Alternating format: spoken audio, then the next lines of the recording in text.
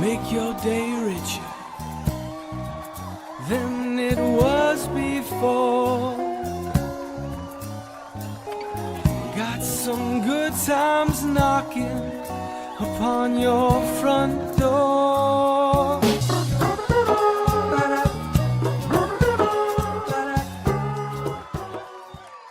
Well, hi, everyone. Welcome to the show. Thanks for being here.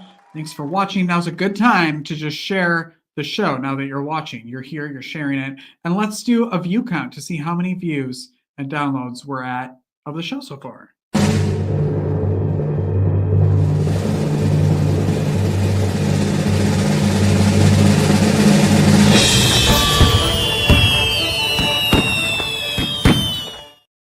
That's right. 239,493 so far. That's almost 140,000 so far in 2025 alone. That's a lot of numbers. I know. And we've got a great show today. And we're live. So if you have questions for the guests, if you have questions for me, throw them in the comments if you're watching us live and interact with us. So I think we should get going because my first guest is both a master storyteller in words and in bronze. He's an acclaimed historical novelist and a renowned sculptor known for bringing history to life in powerful ways.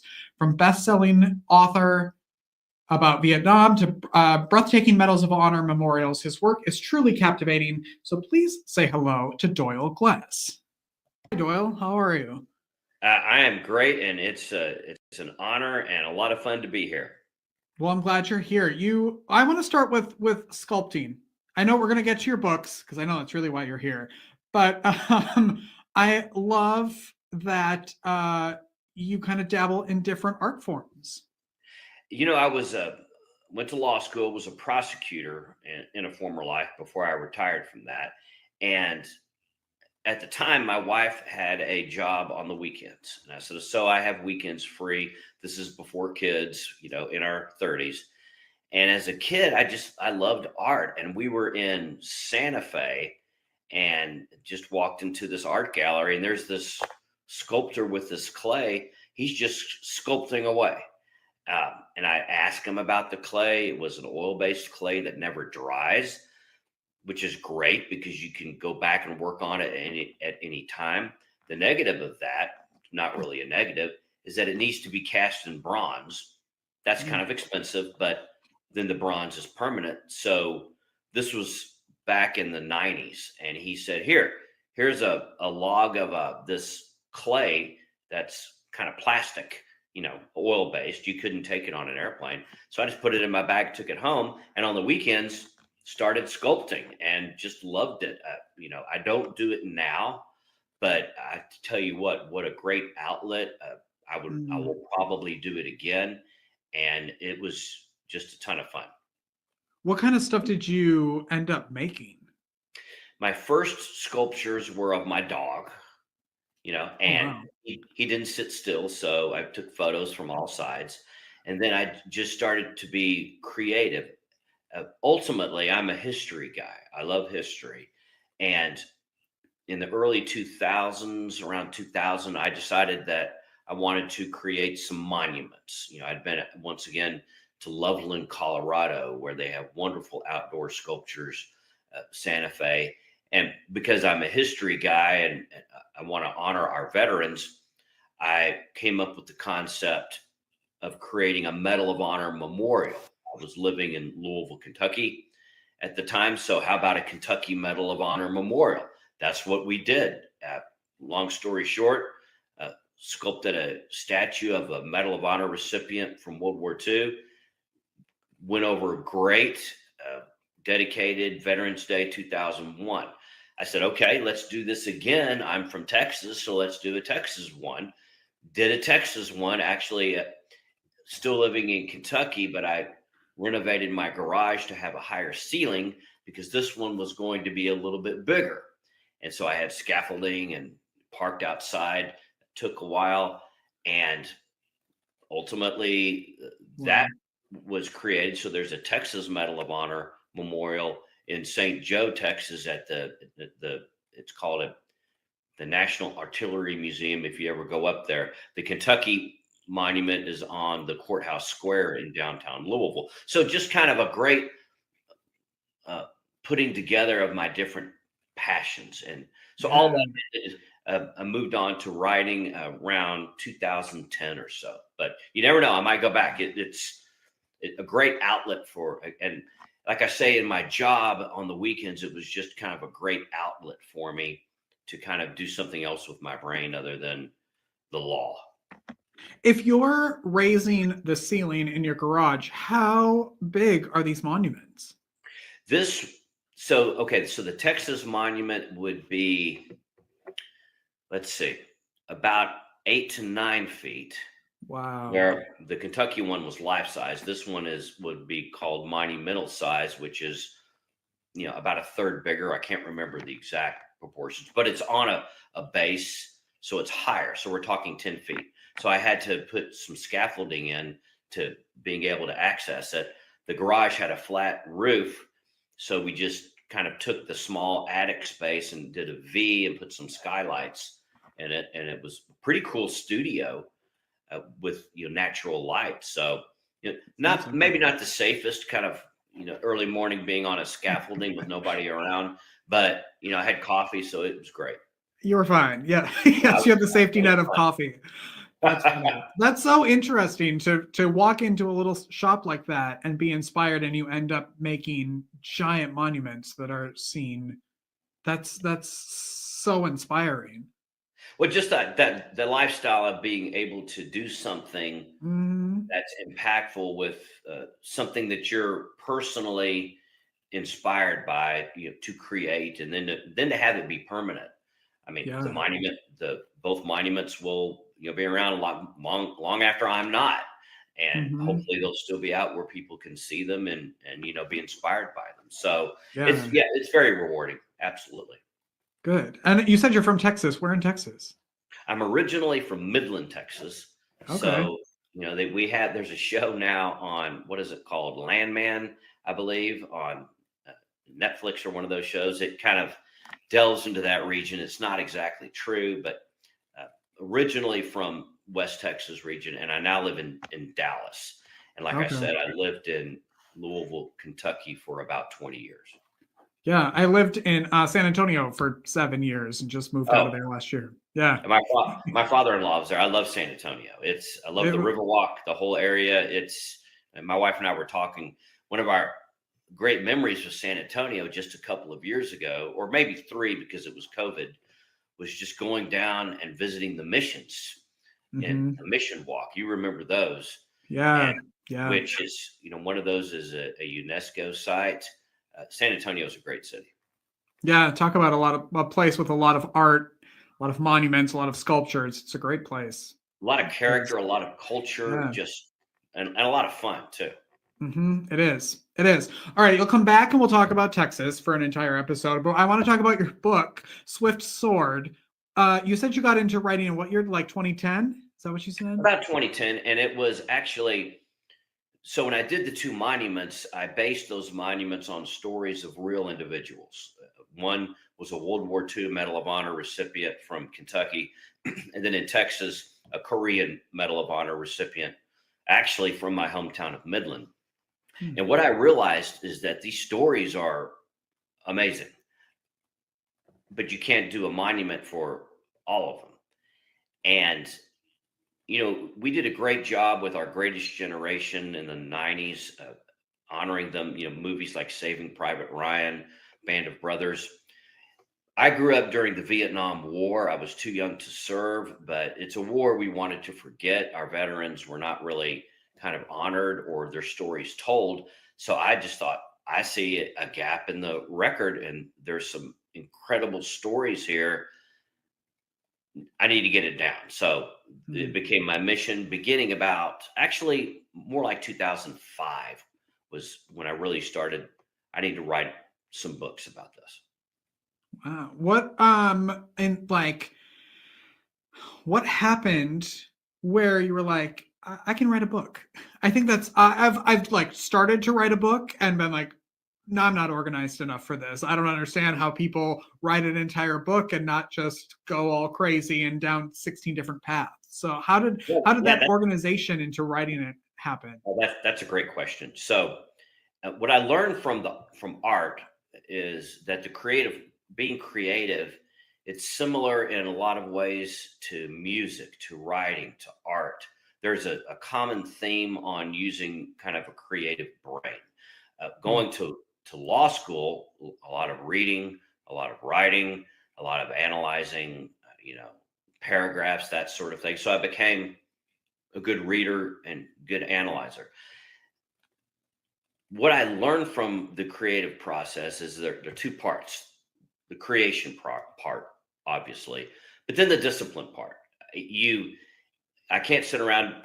This is me personally, to wait to have lightning strike me to be inspired, and then be off for a week or whatever. Meaning, you've got to approach it like any job. You've got to put the hours in. You have to put the discipline in. You have to have short and long term goals. And you have to pair that with being creative. And it's hard. It's not easy. But once you get into developing good habits with it, pairing discipline and a work day with being creative and being able to make mistakes, one step forward, two steps back, learn from those mistakes or wrong angles. And it all comes together. But you just have to be disciplined like any other job. Does that make some sense? Yeah, 100%, which is why I'm probably bad at it. Tell everybody about the book and what they'll find in the book, what it's about. So this is a true story. It's not an easy story. It's a tough story. Here, I've got a kind of copy here. If I get into your TV, there we go. There we go. So back in 2007, I've written two books about Vietnam. The other one is called Lions of Medina. I finished that book.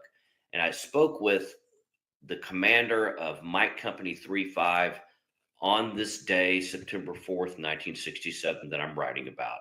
And he said, you need to write this book like the book With the Old Breed by E.B. Sledge. That is a memoir of Marine combat on Peleliu and Okinawa in World War II, written by a Marine veteran. The HBO miniseries, The Pacific, is based in part on his memoir.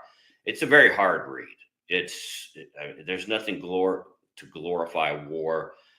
It's very real. So Lieutenant Murray said, you need to write, this book needs to be With the Old Breed of the Vietnam War. So went on a mission to interview close to 50 veterans to get their raw and real story of combat in Vietnam on one day, September 4th, 1967, in the Khe Sanh Valley. And I'm very honored to say that we accomplished our goal. It's a hard read, but the stories are very inspirational. The gallantry, the camaraderie, the sacrifice of these men, fighting for our liberties. And what I wanted to do is to honor our Vietnam veterans like we did our Greatest Generation. And who would you say the book is for? The book is for these veterans, and the book is for a family member. If you've got an uncle or a grandfather who might want this, it's for young people that want to know what the Vietnam War was all about. And it was, a time of great protest of, for young people to, questioning our government's decisions and just, our democratic Republican process. So I think it's really for anyone who loves history and wants to know authentically what happened in this period of time, what these men went through. It's for people that teach military science, because a lot of mistakes were made.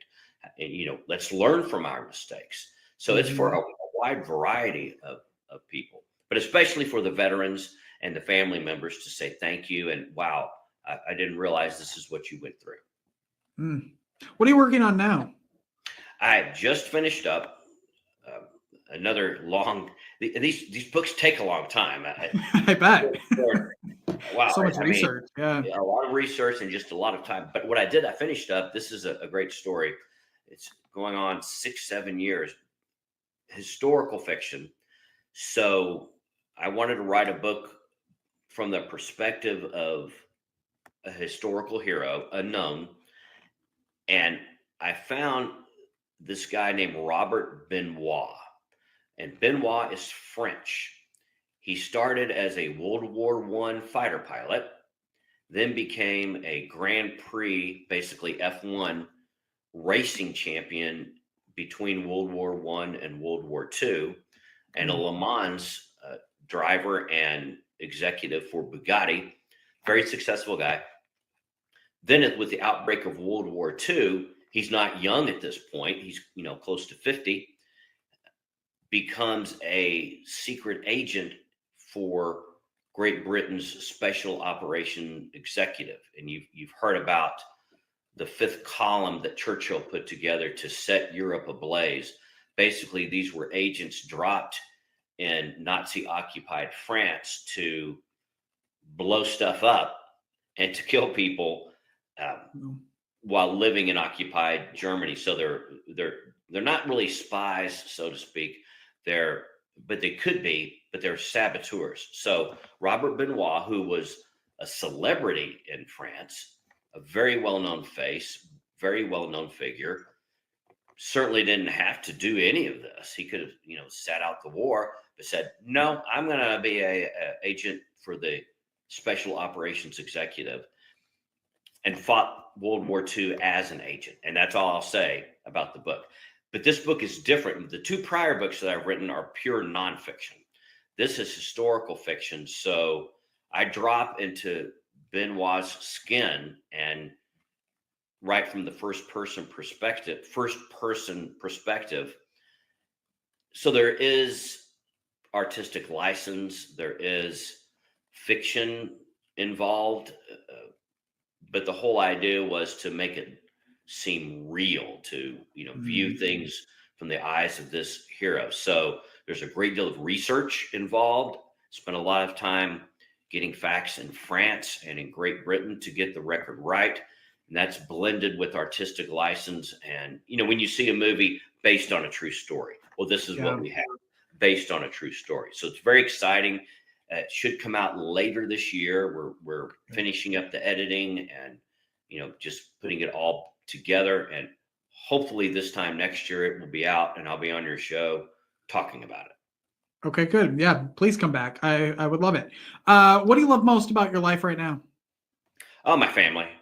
I just have a wonderful family. Being able to be free in our country and our society to do the things that I do is amazing. Health. So I'm just a pretty grateful person for basic things. The freedom to be able to write like this, to be able to be creative like this, to be disciplined. I go to church. I thank God for everything that I have, because that's where everything comes from. So I'm just a happy person with the basic things. I love that answer. What's the best way that people can follow you and support you? First, go to doyleglass.com. You could, like I said, you could buy the book there. You could also become a subscriber to my mailing list at doyleglass.com. We try to post on Facebook and on our blog on the website about just everyday heroes, someone doing something very positive for others. And those stories are unsung, people that we don't know about. That's a great way to kind of lift your day and read about someone in history who did something great for others. So I think it's a very positive message. Oh, I thank you so much for being here and sharing your art with the world. Oh, thank you. And it's an honor to be on your show. Doyle Glass, everyone, go to his website, doyleglass.com. You know what would be better than watching this commercial? Watching your commercial. Scan the QR code or visit makeyourdayricher.com/advertising to start promoting today. Welcome back, everyone. Oh, wait, there we go. Oh, no, wrong button. Here we go. All right, this is what happens when you try to do too many things on your show at one time. Are you looking for new ways to understand and navigate grief, either for yourself or to support someone you love? My next guest has answers. She's the author of The Art of Grieving, How Art and Artmaking Help Us Grieve and Live Our Best Lives, which offers a fresh and hopeful perspective on loss. Please say hello to Dr. Sheila K. Collins. Good morning. Good morning. How are you? I'm good. I'm very good. Good. Thanks for being here.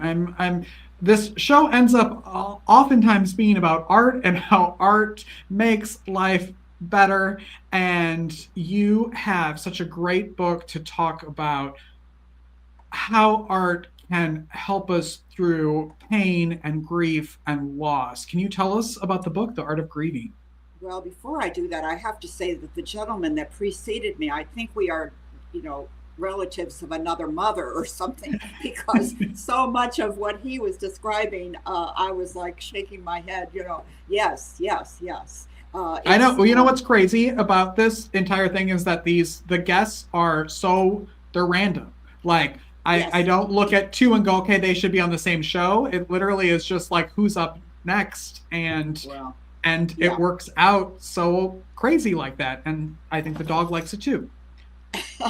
Oh, yes, I see the dog is giving their Yes. approval. She's to the us. co-host, the unofficial co-host. Get back Well, here. no, really, I just have to say this because this is how life often happens. So I grew up in Louisville, Kentucky. I lived in Fort Worth, Texas for many, many years. So many things that the gentleman said were so, I was like, oh, yeah. So, and also coming from a different profession than writing.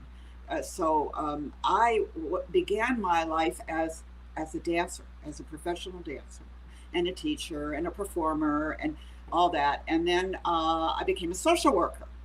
And then I put those two things together, and because I was using the arts with my clients and with my students, and I was at the university in Texas, actually. So anyway, this is how it kind of came together. And I think of it like two brains. He was describing that. He was a lawyer, so I was a social worker. And yet I had this expressive arts and improvisation brain. So what I think it is I think there's I call it a part of us that's smarter than we are. I mean, we're so big on, planning and outlining and all of that. And then life happens, and that's really not, the way it is. But life does give us these synchronicities, I think it is, that are so delightful. And part of it in terms of what is real. He mentioned, here's the thing, when you allow, which is hard for our culture, but when you allow yourself to really recognize and grieve the difficult things, there is a reward because you're in the real. That's what people say to me. Your work is like real. It is. I mean, this is the human condition. You don't have to feel bad about yourself that bad things happen to you. No, you're just a regular, human being. So yeah, we're so afraid of it. We're so afraid of bad things happening. Exactly. Yeah. So my journey really, in terms of this particular book, started when my son was diagnosed with AIDS at a time when that was a death sentence. So then the plan is live with it as long as you can, as vitally as you can. And I still call on what he'd had, that inspiration that he gave me. So I would say he made the best of, and also what he said to himself was, I know that the cure is pretty close. So my job is just take care of myself the best I can to be here for it. So, and he missed it just by a few months, really. He was on the trial, but so that was the first thing that it was the most difficult thing you can have in life, perhaps, but also there were so many gifts, and so here I'm a social worker, and nobody's told me that. I mean, I'm supposed to know stuff. Right. And then I realized that we have the total wrong view. We have a picture of grief as stair steps that we climb. And so, and everyone, and you see this all the time. Everybody that writes an article about grief, they have this model. And so now you're angry, now you're bargaining, now you're, and you get to the top, and then you dust your hands off and you say, well, I'm done. Except nobody is. So then you're like feeling, well, I'm doing something wrong, and you don't feel very good about yourself. So, so what I did was especially after my daughter had breast cancer, which, very common experience for women, unfortunately, but she did not survive it. So now what do you do with all of that? And so for me, that's when I began writing, and I had a writers group, and I was doing improvisation, storytelling, and teaching it. And I consulted with somebody. I just wrote a bunch of stuff, little stuff, little, I don't know, I just call it little incidents. And the fellow that ended up being the manager, or the person with our group. He said, just keep doing what you're doing and keep the play in it. So that notion of playing with it. What is this material that we have that is our experience? And so then I just that became my book, Warrior Mother: Fierce Love, Unbearable Loss, and the Rituals That Heal. And I was pretty proud of that, because I had to sort of give myself a degree.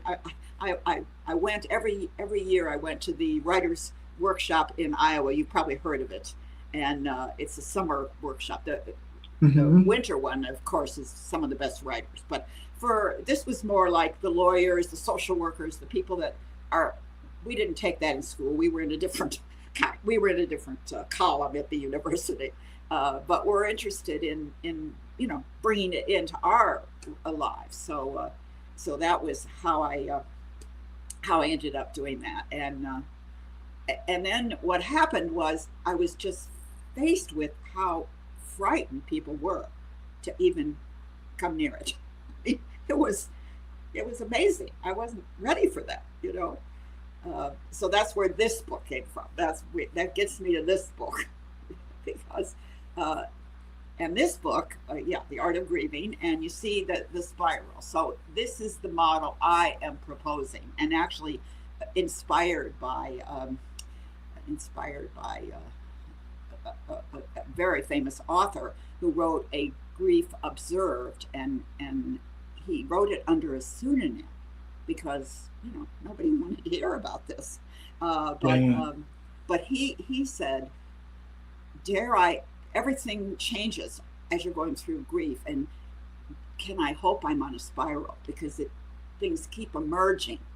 You think you're done, and then you're not done, and so it's really the way the brain processes, and so what happens is, okay, your father dies, and then a year later there's Father's Day. Now it's going to put you back into remembering your father, but you're going to get the opportunity on that time to review that, because for me, grief is processing our losses so that the wisdom in the experience is available to us and actually becomes part of us. Does that make Do you sense? think it ever, I guess I've talked to,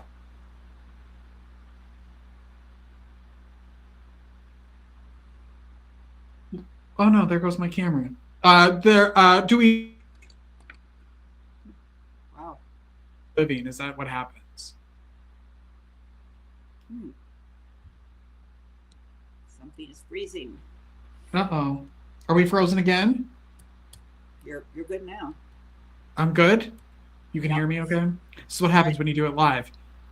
Oh yeah. Maybe it's what we're talking about. I don't know. Yes, we're breaking the internet. We're breaking the internet. Well, we're into a taboo here. I just want to tell yes. you, nobody should talk about this. Well, and we talk about it all the time on this show, and Right. how using art for your health and for your well-being is so important. And it doesn't have to be, I need an entire studio to do this, I need to spend a lot of money in order for the benefits of it. Can you talk about the actual health benefits of engaging in the arts? Oh, it's my favorite topic. Yeah. I could talk. Do you know about forever the National Organization of Arts and Health? Well, yes, I do. I do. Are you a Yes, part of it? and yes, and in fact, I'm going to be, and I'm also going to be presenting. There's expressive arts therapy. Is used with children and adults and in all kinds of situations. So a lot of people, there are people who know about this, but not enough people know about it. So I'm going to be presenting at the International Expressive Arts Therapy Conference it's going to be in near Boston in June, and cool. and these are music therapists and dance therapists and all the different visual artists. So I'm very excited about that, to connect with those people.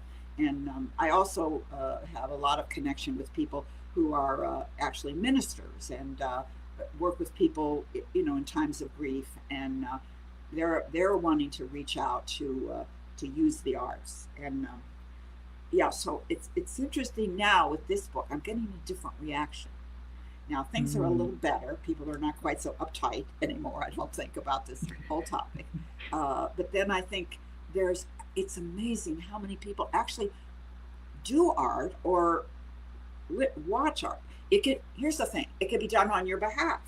So if a dancer moves in this way, we have in our bodies mirror neurons that they do it for us. And we I don't know if you've ever had that experience, even watching a sports event, and it's like, you can feel it in your own body. Yeah. So in a way that it's being done for us. It's changing us in a way.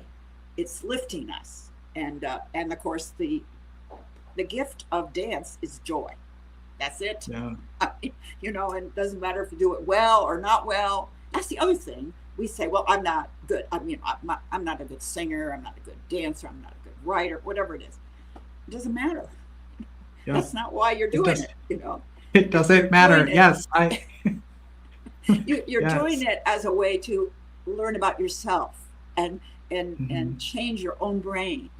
And Richard, I feel like I have to tell you about another book. I'm promoting other books too. So this is a book called Your Brain on Art: How Art and Artmaking Transform Us. And this is Johns Hopkins University, full of information about how the brain changes when you do art. Yeah. And so I think we're talking always about, when you're creating, you want to get into that side of your brain. So, and I know how to do it real easy with movement. If I move and then I wait, something comes to me.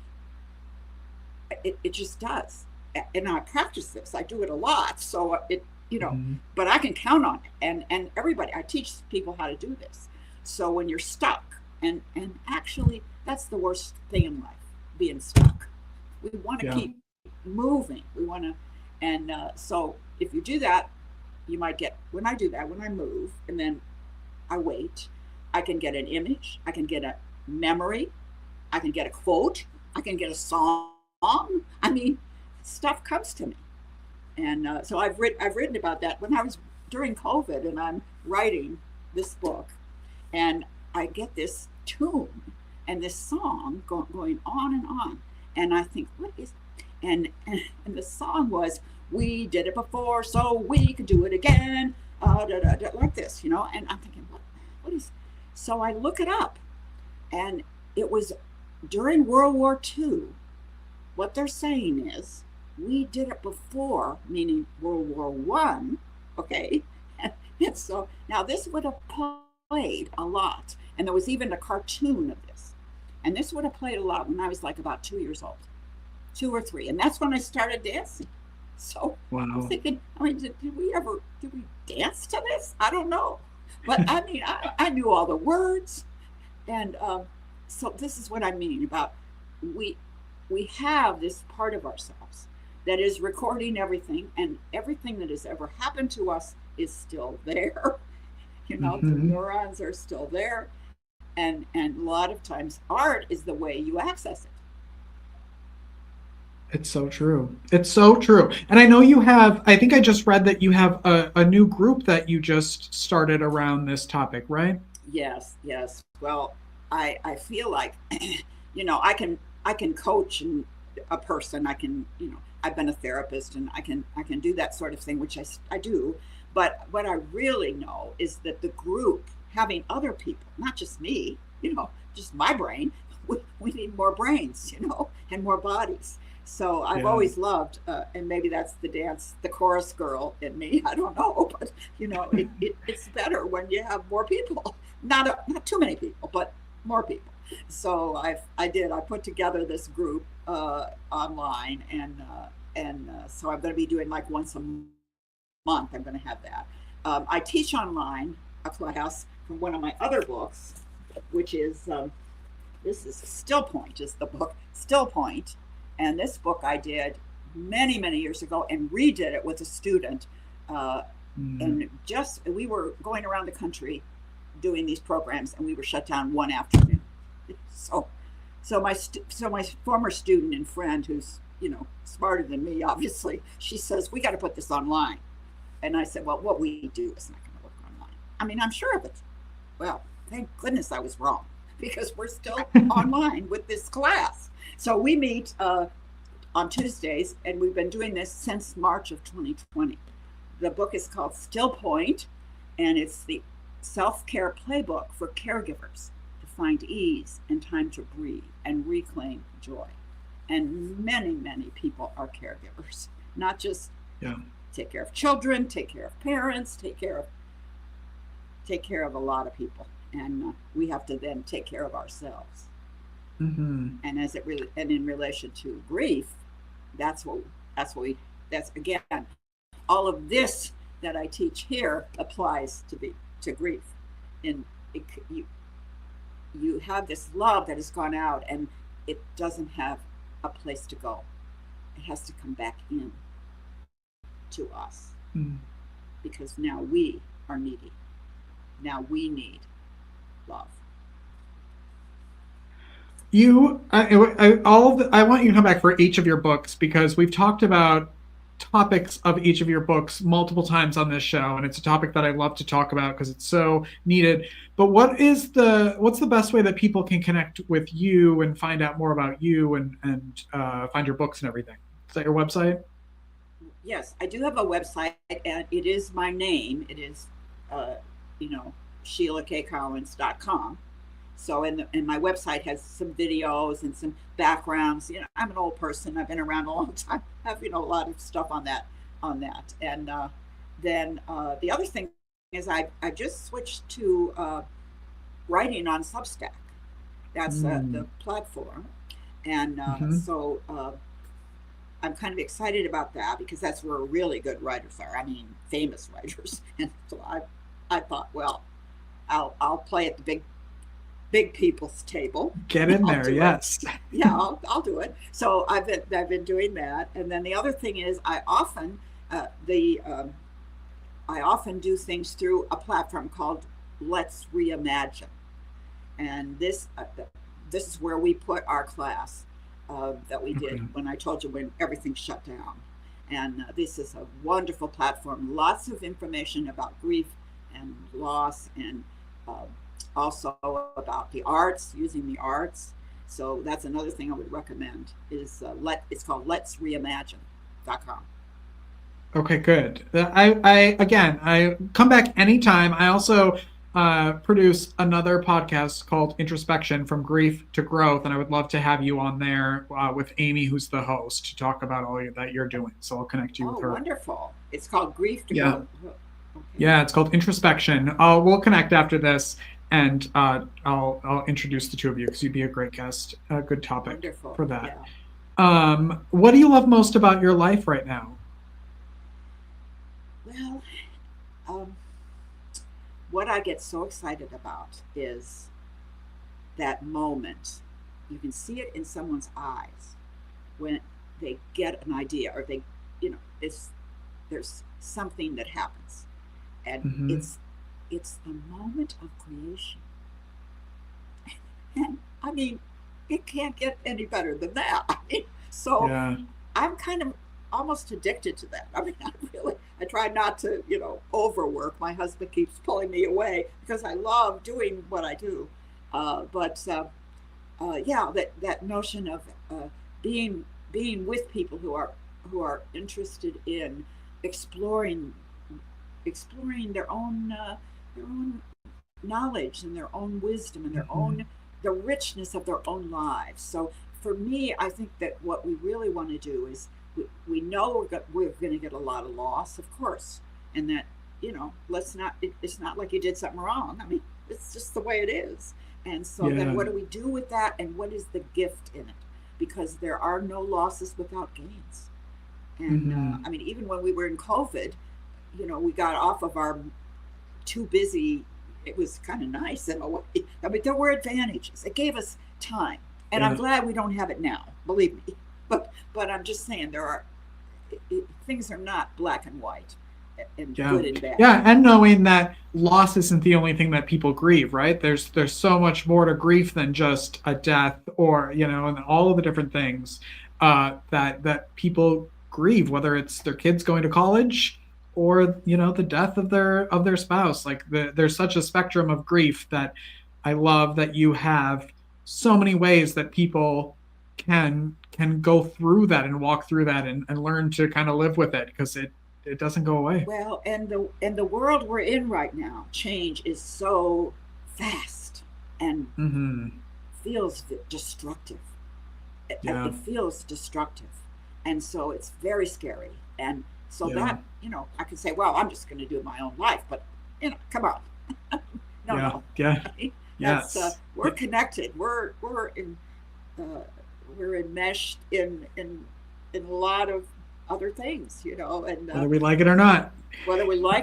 Exactly. Yes. Please come back anytime. I told you that this would only be 15 minutes, and that was about 4 hours ago. So please come back, and we'll just do one interview for every one of your books and really dive into them. I would love that. Oh, wonderful. Well, thank you so much, Richard. It's really been delightful to be here with you. Have a wonderful day. Thanks for being here. You too. All right, everyone. We're going to take a break. We'll be right back after this. Don't go away.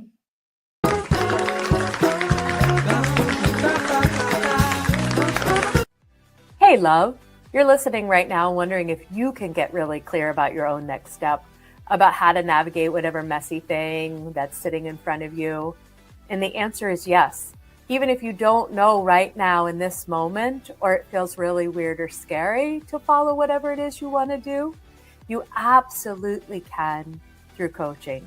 It's a safe place to explore it all and take action using your head and your heart. Email me at stacy@stacyandon.com. Find out all the details and have a no strings chat together.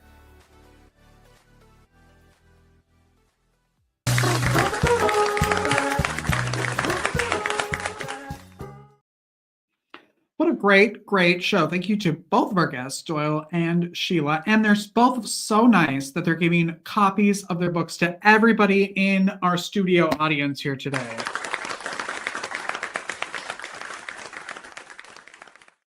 I know, how very sweet of them. Thanks for watching, everybody. Go make your day richer. Go make somebody else's day richer. You've made mine by watching this show, and I love you for it. And now we get to go look, because this is day 2 of the cameras. Something's screwing up. So it's either StreamYard, or I don't know, my new camera is not working well. But we'll be here tomorrow, all new tomorrow, with human-centric leader Jim Bouchard and harmony leader Arlene Miller. Have a great day, everybody. We'll see you later. Bye-bye.